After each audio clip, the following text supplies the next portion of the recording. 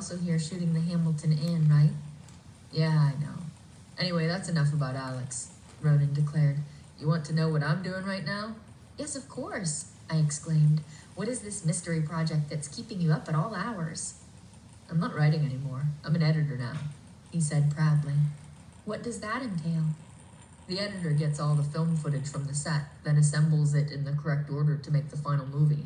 It's like putting together a puzzle.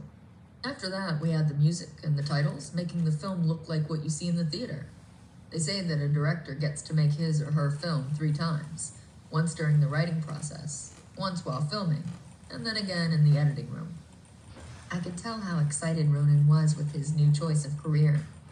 I'm also doing visual effects, which is something I've always been interested in, he added. Are you working on a feature right now? I asked. Ronan's phone beeped and he glanced down to read it. It's a documentary, actually, he replied. In fact, I should be getting back to work now. Was that enough information for you? Yes, thank you. I'll call if I have any other questions, I said. He pulled some bills from his wallet, then paused. Does Alex know you're meeting with me? I haven't mentioned it to him, I answered. Do you not want me to? Oh no, it's fine. Just tell him I'm sorry. Ronan mumbled and scurried out into the parking lot. He's in a hurry, I thought as I watched Ronan's banged-up red car chug toward the traffic on Main Street. As I drove back to the set, I grew increasingly skeptical about Ronan. He was an obvious suspect, a former rival who had been, and maybe still was, admittedly jealous about Alex's success. As Bess had pointed out, it was too much of a coincidence that Ronan happened to be back in River Heights at the exact time that Alex was shooting his film here. Plus, I was curious about this mysterious project that was keeping Ronan up all night. I decided to ask Alex about it as soon as I had the chance. Of course, when I returned to the set, I couldn't approach Alex because he was still preoccupied with directing the first scene. At least there hadn't been any near deaths in my absence. I tracked down George and Bess at base camp and filled them in. They agreed that there was likely more to Ronan's story than he'd shared. I wonder if his mystery project is the sabotage, Bess cried. That's what I'm thinking, I replied. Meanwhile, my friends didn't have anything new to report on the Roberta Ely front. Apparently she and Lolly had been holed up in Lolly's trailer since I left. We agreed that whatever the reason for their meeting, it wasn't friendly. If Lolly was simply telling Roberta Ely that she was going to cancel the graveyard scene, why would she want to do that in person? It wasn't like Lolly had the time to sit around and have a long chat. Hey, Omar, wait, Cora called out.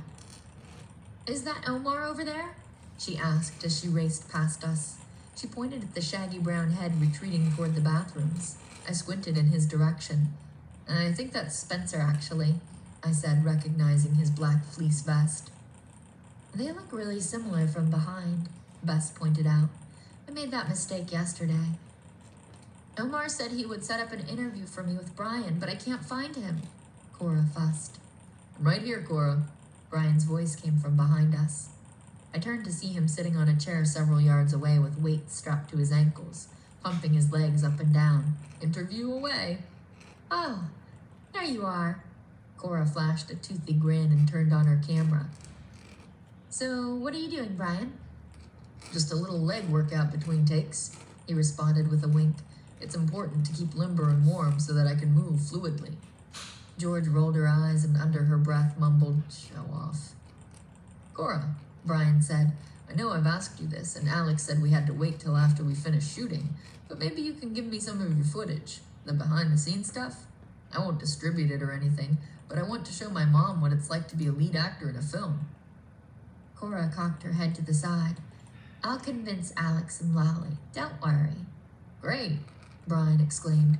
It's embarrassing, but she has been begging, and nobody says no to Mama Newsom. Psst, Nancy, Omar hissed, coming up behind me. Have you heard anything about the announcement? No, what are you talking about? Nisa just told me that Lolly is going to make a big announcement during lunch. He paused. I thought that as a journalist you might have some sort of scoop. Unfortunately not, I replied. Did she say what it was about? Omar looked absolutely terrified. No, but what if she's canceling the film? He shuddered at the thought. Brian's career would be dead, and then so would mine.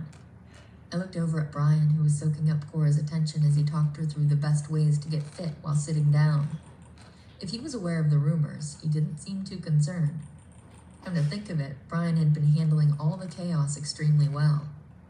He was utterly unflappable. As soon as Omar had ducked away to give Brian his green juice, I turned to my friends. Whatever Lally is going to announce probably has something to do with Roberta Ely, I whispered. We kept a close eye on the door to the production trailer until Roberta Ely walked out about 20 minutes later. I almost didn't recognize her, because for the first time, she looked happy. Chapter 10. Deep Cuts. By the time lunch rolled around, rumors were flying.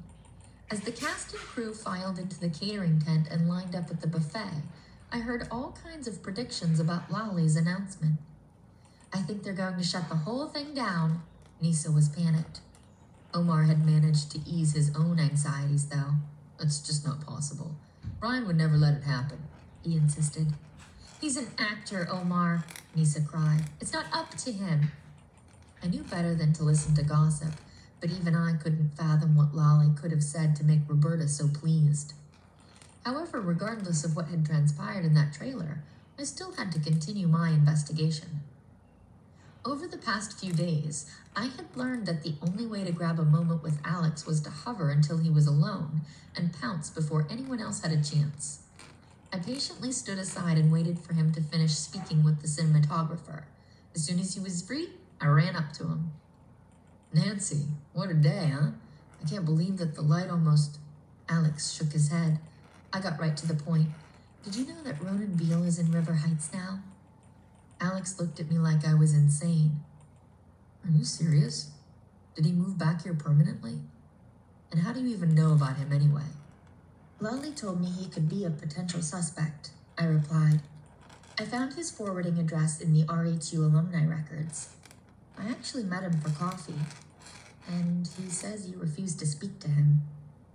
We haven't been in contact since he tried to sue me over this screenplay. Alex sniffed. He told me to tell you he was sorry. I relayed the bulk of our conversation to Alex. I don't think he wanted you to know that he is back in town. Apparently he's working on some big project. Alex twisted his face in confusion. That is totally bizarre, Nancy, he said. His expression darkened. But Ronan is not to be trusted. I got the impression that he wasn't being exactly truthful, I admitted solemnly. Wait, don't move, Alex commanded. Bye. I'll be right back. He hurried over to Lally, who was standing on a chair near the